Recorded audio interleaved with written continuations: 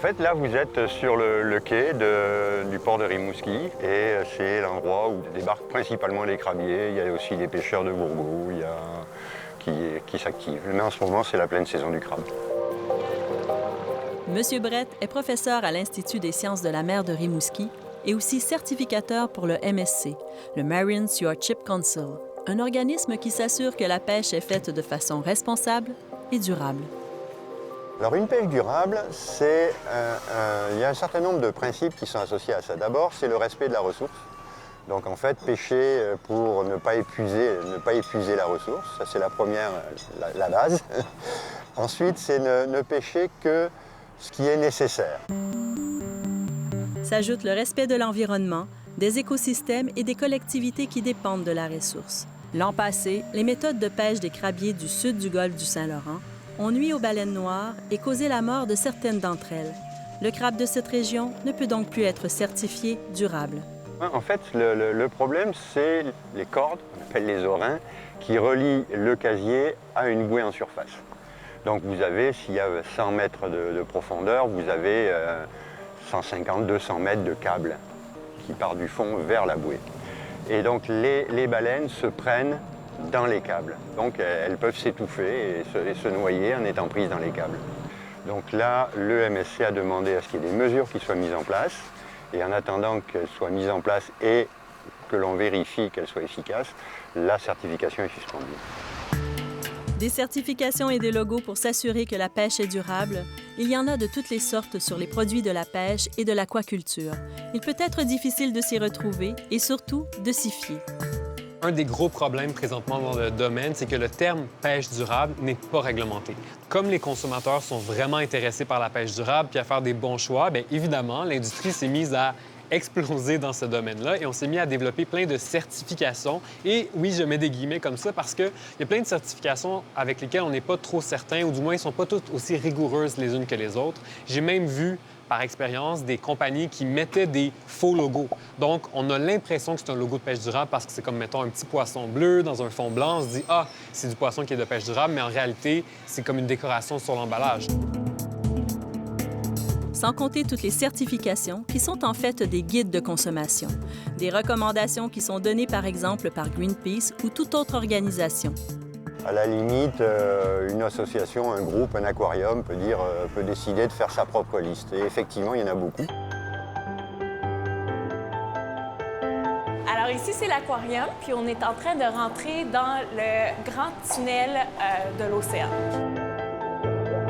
L'Aquarium du Québec s'est associé au programme OceanWise afin d'établir une liste, un guide des produits de pêche durable. On a des milliers d'espèces qui sont pêchées de différentes façons, qui proviennent des 4 coins de la planète. On a différentes mesures de gestion. Le consommateur est perdu. Puis trop souvent, sur les emballages, on ne retrouve pas d'informations. Quand on pose des questions à nos serveurs ou notre poissonnier, ils ne peuvent pas vraiment nous répondre. Alors, OceanWise, on veut vraiment éclairer tout ça, faciliter la tâche du consommateur à faire des bons choix. Quand il voit notre petit logo, il ne se casse pas la tête, il sait qu'il est en train de faire un choix qui est durable puis qui respecte nos océans.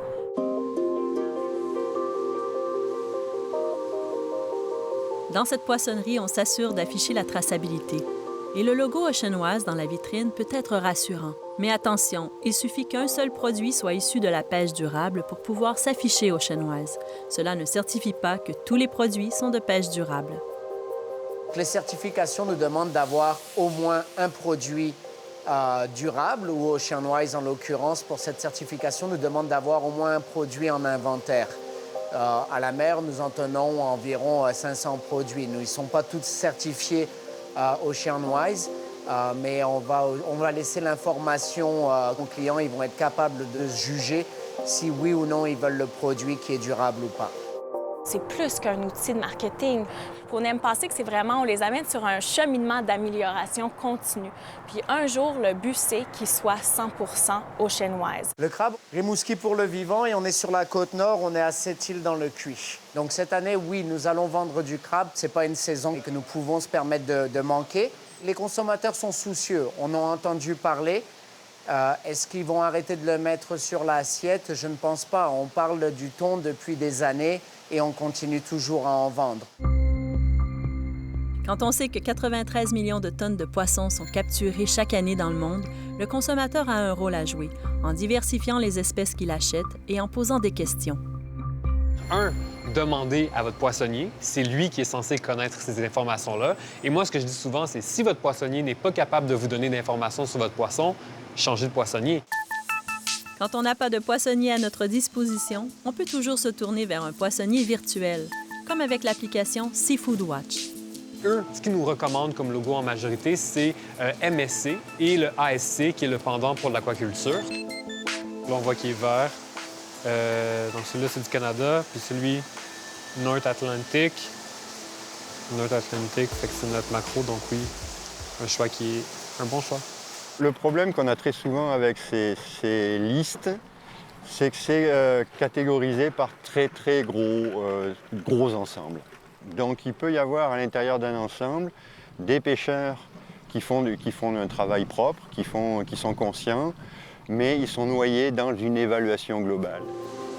Acheter ou pas les produits de la mer peut être une décision complexe quand on connaît l'importance pour notre santé, mais aussi celle des océans. Le dilemme pour moi qui est nutritionniste, c'est que j'encourage les gens à manger du poisson, mais en même temps, plus on en mange, plus on doit vider les océans pour être capable de le faire. Si on veut que les générations futures aient assez de poissons à manger, il faut qu'on fasse des choix qui soient cohérents ou du moins qu'on fasse les bons choix de poissons.